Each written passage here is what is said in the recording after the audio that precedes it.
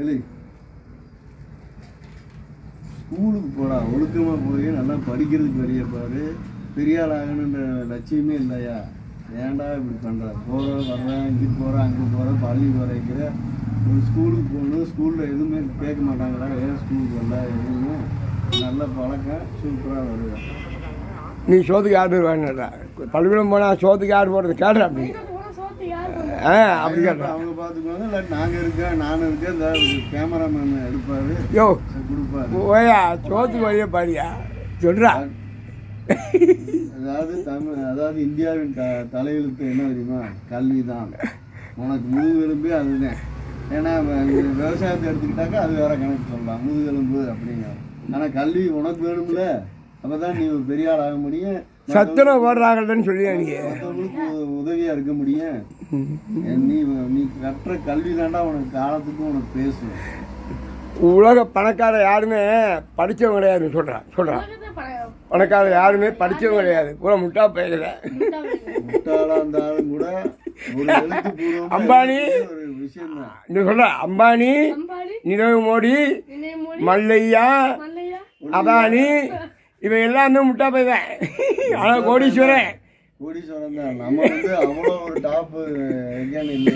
நம்ம அளவுக்கு கல்வியை கற்றுக்கிட்டாலும் நம்ம உபதானியாக வாழ முடியும். அதாவது மற்றவங்களுக்கு சொல்ல முடியும். நிறையா கருத்து பரிமாற்றங்கள் உனக்கிட்ட நடக்கணும்னா கண்டிப்பாக நீ கல்வி கற்றே தீர வேண்டும். கட்டாயம் இல்லை, ஒன்று எதிர்காலம் அதுக்குள்ளே தான் இருக்குன்றது ஒரு கான்செப்ட். ஹலோ பயில கெடுத்து பிள்ளைங்க, அது பெரிய பணக்காரனாக வரக்கூடிய வாய்ப்பு அவனுக்கு இருக்குது. பள்ளிக்கூடம் போனான்னா பரதேசி போயெல்லாம் வேலை கட்டி சேர்த்து பார்த்து அலையணும். பணக்காரனாக முடியாது. பணக்காரன் 10 பேருக்கு வேலை கொடுப்பியா, படித்தவன் 10 பேர் போய் வேலையை கேட்பேன். இப்போ தெரியுதா படித்தவனுக்கும் படிக்காதவங்களோட வித்தியாசம்?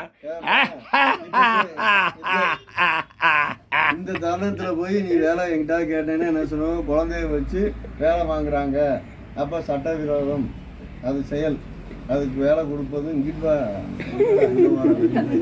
அதனால அதை வந்து பரிசீலிக்க வேண்டாம். நீ முதல்ல கல்வி தான் உனக்கு உயிர் மூச்சு அப்படின்னு கல்வியை கற்றுக்க. நீ எழுத்துப்பூர்வமாக எழுதுகிற ஒவ்வொரு எழுத்துமே உன் கல்விக்கான அஸ்திவாரம் தான். அதை பயன்படுத்திக்க. Okay, done. சொல்கிறா நீ அப்போ ஐயா பொழப்பு கட்ட ஆள், பொழைக்கணும்னு சொல்ல மாட்டேன். நீங்கள் சொல்கிற பொழப்பு கட்ட ஆள், நீ கேட்டா என்னையும் சேர்த்து கிடப்பாக்குறியா? முடியாது, நான் நல்லா பிழைப்பேன் சொல்கிறேன். டைம் நிறைய வருது.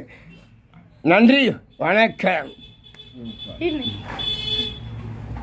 ஓடுகிறா.